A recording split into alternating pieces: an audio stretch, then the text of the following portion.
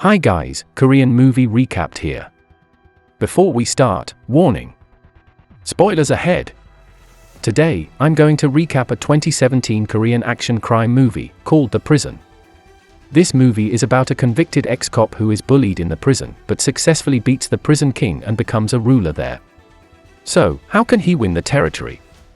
Let's find out together. One night, a businessman is anxious as his company's tax evasion has been exposed. He plans to flee Korea before the police can get to him. Suddenly, 3 masked men come and calmly inject him with drugs. Turns out, they are inmates of the Sungan prison and are members of a powerful crime syndicate who kill for money. The next morning, the businessman is found dead due to drug overdose and the case is closed without any murder indication. Meanwhile, Song is a convicted ex-cop who is going to the same prison. He was convicted of evidence tampering and even bribery. He was dubbed as Grim Reaper as he always successfully takes down his target. Due to his unfriendly nature, he immediately gets into a fight as soon as he gets off the bus. Unbeknownst to him, he has just entered a prison with lots of gangs who are reigned by a powerful crime syndicate. At night, he is immediately bullied by his roommates and is beaten constantly. Turns out, his roommates are led by Changil, a gang leader who Song has thrown in while he was still a cop. Changil pees on Song, but he laughs continuously. Changil opens Song's gag and Song bites his neck until he bleeds badly. Song takes Changil hostage and demands an audience with the warden. Then, he meets the warden and demands special treatment, to which the warden denies.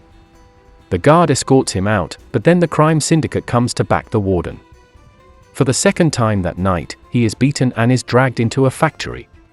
Then, Ik-ho, the leader of the prison crime syndicate, comes out and orders his men to cut Song's arm.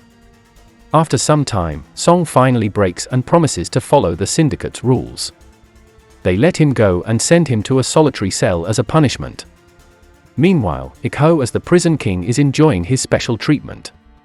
He is known for his ruthlessness of eating his enemies' eyeballs. His ruthless methods paved his way to become the most feared person in the prison, even above all of the gangs. Aside from those methods, he also wins the authorities and the inmates by bribing them with a portion of his dirty money. The next day, Changil's men gang up on Song. Seeing this, Ik-ho comes and orders them to do a duel. Then, the duel starts. At first, Song manages to land heavy blows on Changil. Then, Changil manages to land a blow on Song and they overpower one another consecutively. Song catches Changil off guard and throws him to the ground. Then, he kicks him in the chest and delivers the finishing blow, resulting in his win. As a reward, Song asks to join Ik-ho's gang, to which Ik-ho accepts. He finally joins the gang and gets to live the luxury life in the prison. The next day, the warden meets Ik-ho's client, to deliver the reward of killing the businessman earlier. He also leaves Ik-ho's next mission with warden, and he reluctantly accepts it. Meanwhile, Song is meeting his new roommates, Ik-ho's direct henchmen who carry out the killing for the client. He is surprised to know that they are all professionals in their work, starting from safecracker, surgeon, army chief, and even a butcher. Then, warden meets Ik-ho to deliver the reward and the details of the next mission. With the details, they plan the next mission. They even recruit an explosives expert from another prison into the team. Within minutes, they break into the target's location, open the safe, and steal some items from there. However, one of the henchmen manages to get away during the mission. The news reaches Warden, and he orders his men to capture him immediately. To add to his plate, the chief also visits the prison to do a sudden inspection. He immediately feels odd with Ik-ho, who is appointed as a model prisoner. However, Ik-ho resists and plans to kill Chief. Fortunately, Song backs Ik-ho and breaks the tension, and he is beaten by the guards instead. Before leaving, Chief orders Warden to clean up the mess. The incident makes Ik-ho feel indebted to Song, so they go out to eat Song's favorite food. Over the dinner, Ik-ho is more convinced by Song's loyalty, so he gives him a mission to capture his henchman who has gotten away in the previous mission, in exchange for $100,000. The next day, Song commences his mission. With his former police skills, he easily finds the jailbreaker. Song gets out of the car to join the fight. After some time of running, Song catches up and immediately knocks the jailbreaker down. The jailbreaker is brought back to the prison and Ik-ho orders him to commit suicide.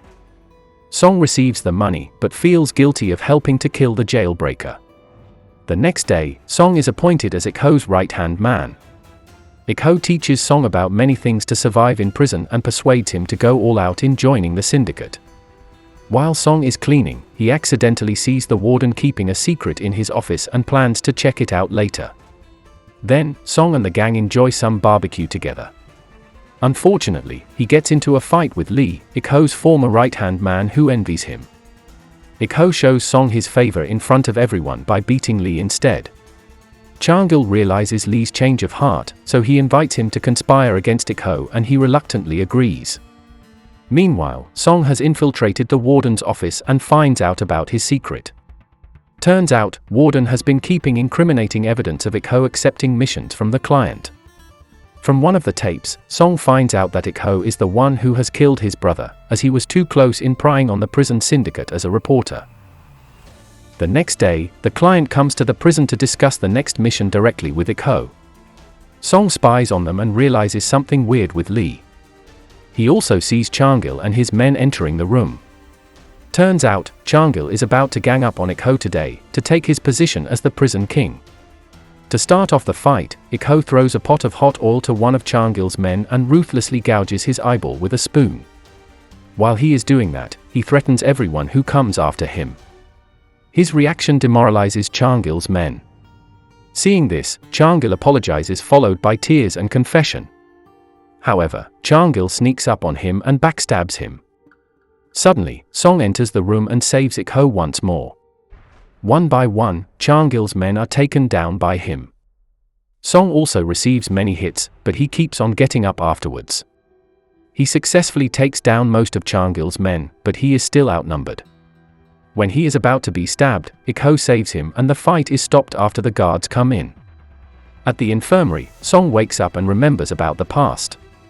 He remembers seeing his brother's dead body after being killed by Ik-ho. However, the police didn't have the evidence to pursue the case at Ik-ho. Song tried to dig up old cold cases with similar alibi, but his superior deemed the scenario as too big and rejected his proposal. So, he entered the prison by himself to collect the evidence and expose Ik-ho's syndicate, which is what he is doing until now. Meanwhile, Chang-il is moved to another facility. On his way there, the guards drop him off somewhere. Suddenly, one of Ik-ho's men rams a car into him and brings him somewhere else to be executed. In the prison, Ik-ho is rooting out the traitor. He suspects Song at first, but Lee breaks and begs for his life. Ik-ho orders Song to cut off Lee's arm with a chainsaw. Seeing this, the henchmen fear and respect Song more and more. However, inside, Song is afraid that his acts while infiltrating the syndicate will change who he really is. Ik-ho realizes that Song is wavering, so he shares his goal with him. He plans to take over all of the prisons in Korea, and asks Song to help him. The next day, Song is meeting his senior outside the prison. He hands one of Warden's recordings over to him and explains all of the conditions in the prison.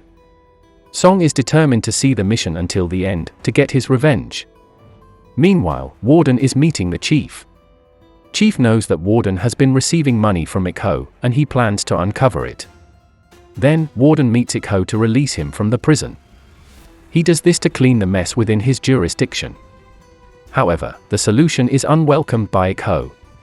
He rejects the proposal and plans to kill the chief himself.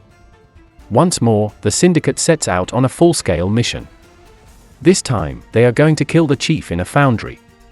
Song sneaks out and calls his senior to relay the mission's plan and set up an ambush. And so, the police go to the foundry to set up the ambush. They get in, but find nothing suspicious inside. Turns out, Ik-ho has taken a precaution and changed the meeting point. His henchmen come with the chief in a bag, and set him to a scrap metal grinder. Chief begs for his life as he slowly approaches his end. With that, Ik-ho has killed the chief without any evidence leading to the syndicate. Meanwhile, Song Sr. receives an order from his superior to abort the mission. However, he doesn't want to abandon Song, so he embarks on his own investigation.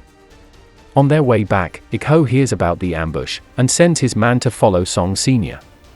They capture him and Ik-ho threatens to kill him if Song doesn't confess.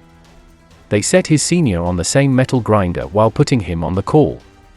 Song finally breaks and blows his cover. He plans to take Ik-ho hostage, but his men swarm the place and immediately beat him up. Meanwhile, Warden knows about the police investigation and realizes his missing recording. He confronts Ik-ho and they get into a fight.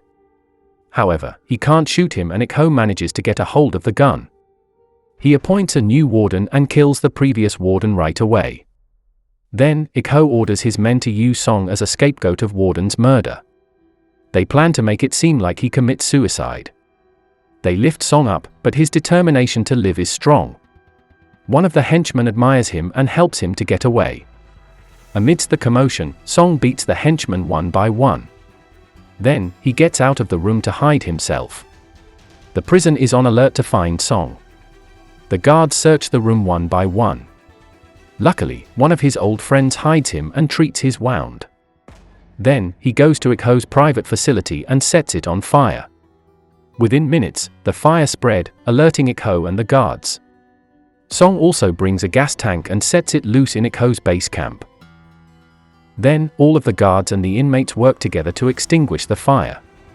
However, it is too big and their effort seems meaningless. Suddenly, Song reveals himself and invites Ik-ho to a duel. Ik-ho takes a metal bar and accepts the invitation. The fight is fierce and tense as they overpower one another. After some time, Song manages to beat Ik-ho and humiliates him in front of his men. Meanwhile outside, the police are also alerted by the fire, so they break into the prison and swarm the place. On top of the tower, Ik-ho exploits Song's wound and the tide turns once more. Luckily, the police warn Ik-ho to surrender. However, he is consumed by his ambition and doesn't plan to give in. Song catches him off guard and beats Ik-ho as he laughs. Song plans to end Ik-ho's life, but his superior comes and reminds him of who he really is. Song spares Ik-ho's life, but he uses the chance to beat Song instead. In the end, the police shoot at Ik-ho and kill him. Song is relieved to see his brother's killer is destroyed by his own hands. The syndicate is disbanded afterwards and will be investigated. The client has also been captured, and all of the cold cases that Ik-ho has covered will be reopened too. However, Song will also serve some time in prison for his actions while joining the syndicate, to which he accepts open-heartedly. Subscribe to watch more videos like this, turn on notifications, and leave a like and comment to help the channel out. Thank you for watching, and see you next time.